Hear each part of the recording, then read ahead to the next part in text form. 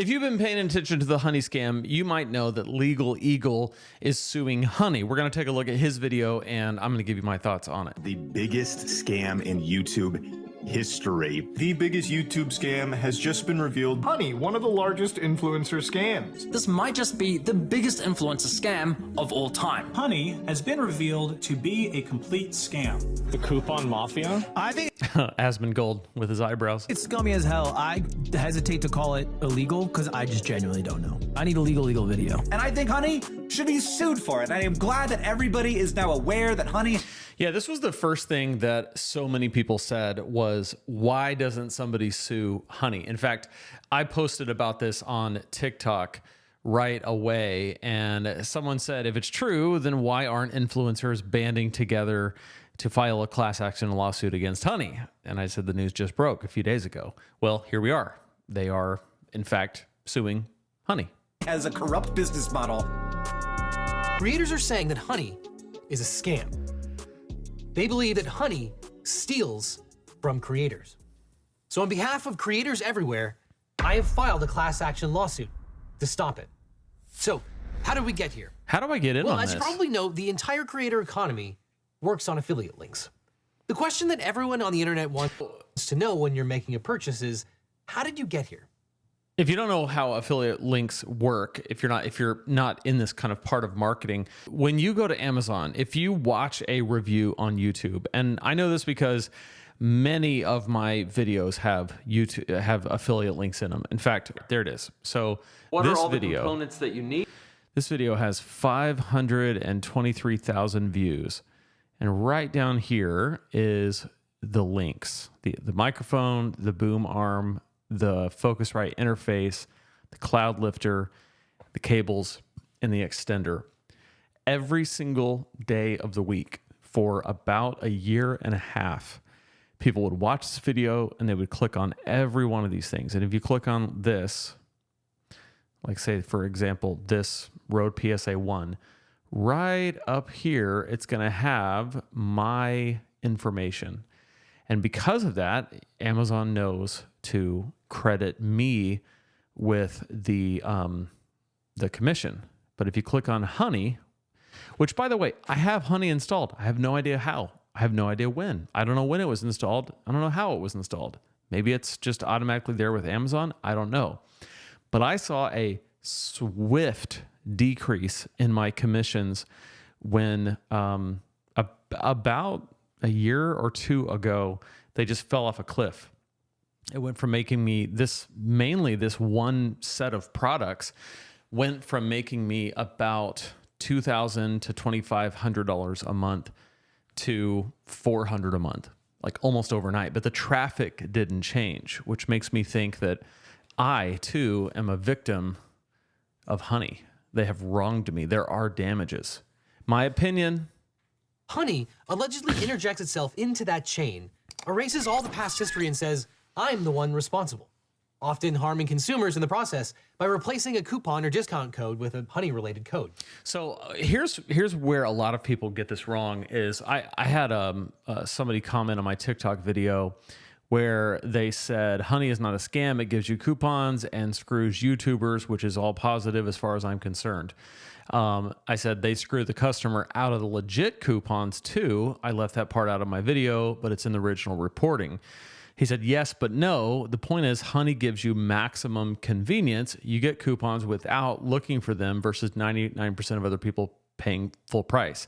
What he doesn't understand in his comment is that they actually might, in some cases, remove legitimate coupons only to show that they aren't even providing a coupon and then leaving you, the customer, to just have not as good a deal. Go to every computer in your house, your mom's, your dad's, your sister, your brother's computer, and install Honey. And while if this is true, the consumers would be harmed by this practice. Creators are getting absolutely screwed. Let's say you're at a department store looking to buy a new TV. A salesman spends time running you through your options. You decide to buy, he gives you his referral card, you get to the checkout, and right as you're about to pay, a sleazy salesman pops up going, hey, shall I check if I have any coupon codes for you? Naturally, you say sure. He snatches your referral card without you ever noticing, looks for coupons, says sorry, no luck this time, but instead of handing back the original referral card, he hands back his own. It's free. Well, and I love that this was Megalag's video that he was showing. I love this analogy that the salesperson who should rightfully get the commission is thwarted by Honey, who comes in at the last minute right before checkout and says, let me run some coupons for you. Oh, turns out there's no coupons, but I'm going to go ahead and get the commission from you. And I think that's really shady. Money, they say. But we believe that nothing could be further from the truth. Unfortunately, there's no such thing as a free lunch. We believe that money came right out of the pockets of your favorite YouTubers, TikTokers, Instagrammers, podcasts, and bloggers. Now, you might have seen Megalag's expose. It's incredible. You should absolutely support him on Patreon, link in the description. But that's just the tip of the iceberg. I want to dig deeper because this is something that could affect every creator and influencer on every platform. And I mean everyone. Creators, viewers, advertisers, even the companies that provide... Yeah, this is the thing that a lot of people missed in the original reporting. Megalag didn't miss this, but a lot of people missed this nuance. People think that, people think that this only affects those who had a partnership directly with Honey. So like Marquise Brownlee or Mr. Beast, and who actually signed up to promote Honey and then got their commissions stolen from them. But that's not the only people who were affected.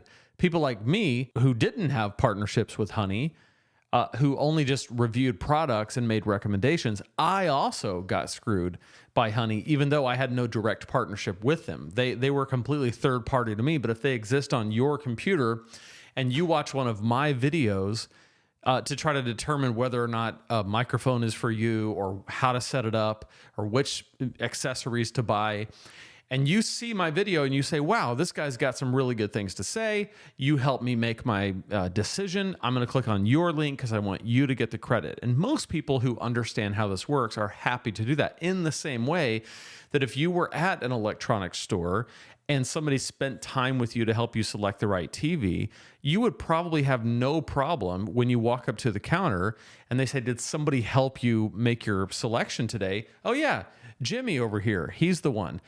He helped me out. And I'm happy to say Jimmy if I think that Jimmy might be rewarded in some way. It's the same thing. For Honey to come in and steal that is wrong. And I'm glad they're getting sued. And I hope they lose handedly. Goods and services. Now, as you probably know, making videos or posts can be an expensive endeavor. And when you think about it, it's kind of incredible that platforms like YouTube, Instagram, Snapchat, and TikTok are free. And they can afford to be so because they rely on advertising. Now, that might come in the form of programmatic ads that are interjected while you're watching, or it might come from a sponsorship provided by the actual creator that you're watching or listening to. And if a creator runs a sponsorship or has an affiliate relationship, they'll probably tell you to do one of two things. Either click on the link in the description or the comments, or use their promo code. You, the audience member, probably get a nice discount, and the creator gets credit for sending that customer. This is attribution, as we call it in the biz. And if you end up buying that thing, the creator might get a percentage, a commission, a flat fee, or if enough people sign up, they might get another sponsorship in the future. And in all of those cases, that's another big part of this is like a lot of these YouTubers rely on the metrics that there's enough showing that they're successful that they can get more sponsorships in the future, and they can also demand more money for the sponsorships that come up. And when that's kind of taken out from under them, it's really unfair. On knowing how many people signed up because of that creator. And when you click on that link or use the creator's promo code, the brand knows where you came from and who sent you. At least, that's the way that it's supposed to work. Honey allegedly built their business on breaking that chain. As Megalag and others have explained, and as we aver, Honey interjects itself at the last possible moment and erases evidence of the real person who was responsible and takes credit. It looks like Honey opens up a new tab or refreshes the checkout page and replaces the creator's information with Honey's information, and most importantly, Honey's attribution codes. Yeah, so affiliate marketing works on last click attribution. Who is the last person? What is the last link that you clicked on that took you to Amazon, for example? Whoever that last click is, they get the attribution. And the idea behind this is a good idea. It's the idea that if you're making a buying decision the last click that you took to get from whatever piece of content to Amazon and to make a purchase, that last click is probably what helped make your decision. That was the final piece of the puzzle. So along the way, like for example, for me, today I bought a microphone. I bought a DJI Mic 2. And I started out by watching, I started out by just going to Amazon and searching for the DJI mic. From there, I went to YouTube to try to see what reviews I could find comparing different mics to each other. Once I found those reviews, the one that was most helpful to me, I went down to their description and I clicked on their link because I'm going to go to Amazon and buy it anyway. It's the same price anyway. This person helped me make the decision. I want them to get the credit. I know this because I do this and I want to be fair to that person. It would really bother me if clicking on that link, which should give them that last click attribution, if it was just completely taken away from them by Honey. That would bother me a lot. Now, I didn't run Honey, so it shouldn't. They should get credit. But the fact that this was happening unknowing to the creator, unknowing to to Amazon, I'm guessing they didn't know, or maybe they did and they didn't care. Who knows? I guess it'll all come out in the lawsuit. But either way, it's just, I don't like it. The creator gets nothing. We believe that Honey pockets that money that would have otherwise gone to the creator. Imagine if you're listening to a podcast. You actually can't really click on a link. So the only way that they can get attribution is by a listener using their promo code. But we believe that even if you use the creator's code, if you also used Honey at the same time, Honey likely replaced that promo code with their own. God. But it's not just sponsorships. When you click on a programmatic ad, you know, those skippable or unskippable ads that just get shoved into a video you're watching or interjected to the feed that you're scrolling through, well, those have tracking links too. Those often contain exactly the same kind of affiliate data. Again, the companies want to know where you came from. They want to know which ads are effective and which creators' audience is a good fit for them. Yeah, our entire economy is built on where did you come from. My first business coach ever, this gentleman who just very generously decided to coach me when I first went full time with business, and he's had many successful businesses, entrepreneur, and older gentleman. One of the first things he said to me is he said, the most important thing is to find out how people found out about you. He said, you should literally, if somebody woke you up in the middle of the night and they were a customer, the very first words out of your mouth should be, how did you hear about us? I remember him saying that. And the reason why that's so important is because if I know that you came to me and to my business through XYZ channels, and then I realized that they came through XYZ channel and they came through XYZ channel, well, then I know that XYZ channel is a winning channel. Whereas if nobody comes from this other place, then I invest less over here and way more over here. My business grows. I serve more people. Everybody wins. And that data, if it's messed with, makes business very hard. And, I want to say there are plenty of people who have a kind of burn it all down mentality. And I don't understand it. Like this person here who said it gives coupons and screws YouTubers, which is all positive as far as I'm concerned. So the very first thing is he's saying, if it screws YouTubers, that's good. I'm happy with that. I kind of tried to let that go because I was like, whatever. So I just said they screw the customer out of legit coupons too. I left that part out of the video, but it's in the original reporting. Yes, but no. The point is Honey gives you maximum convenience. You get coupons without looking. We already read that. The idea that Honey, here's what he says. The idea that Honey is scamming users is only true on a very technical level. It's really just semantics from butthurt YouTubers. So the way he puts it is that YouTubers are just being like little babies. They need to stop whining. And so I responded and I said, celebrating a large corporation, PayPal, who's the parent company of Honey, stealing commissions from small business owners, YouTubers, is wild but you do you. and I really thought maybe, now it's the internet and it's TikTok, so my expectations were not very high. But I thought maybe like I can appeal to the sense of humanity that this person might have. That what they're really saying is that they want to see the large corporation win against the little guy, the person who is making YouTube videos, grinding it out, learning how to do all this stuff that, we do. And I don't consider myself a YouTuber per se. YouTube is a way that I get leads for my business. But either way, call me a YouTuber, fine. For the sake of this exercise, call me a YouTuber. But to say that a YouTuber is somehow like